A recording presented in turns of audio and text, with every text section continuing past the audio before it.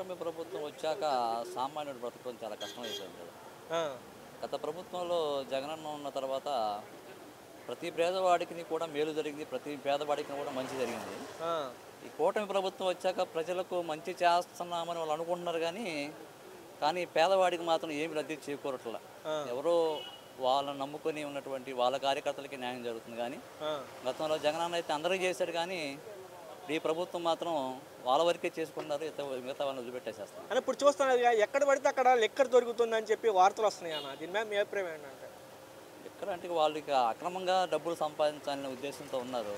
వాళ్ళు ఎలాగైనా మద్యపానానికి వాళ్ళు అక్రమంగా చేసి డబ్బులు సంపాదించుకున్నారు కాబట్టి ఎలాగైనా చేయగలరు. అని ఏంటి బెల్ట్ షాపులు ఎక్కడ పడితే అక్కడ ఉన్నాయి అంటున్నారు, నిజమేనా? వైన్ షాప్ ఊరికి వచ్చి ఒక పల్లెకి వచ్చే 3-4 చోట్ల బెల్ట్ షాపులు ఉన్నాయండి. ఆ! బెల్ట్ షాపులు బాగా వాళ్ళు ప్రోత్సహిస్తున్నారు. ఆ! వాళ్ళు ఏదంటే వాళ్ళ ధ్యేయం ఏంటంటే ప్రతి కార్యకర్త కూడా ఆదాయం చేకూరే విధంగా వాళ్ళు చేసుకుంటా ఉన్నారు. ఆ! ఆ విధంగా బెల్ట్ షాపులను బాగా ప్రోత్సహిస్తున్నారు. ప్రోత్సహిస్తారు.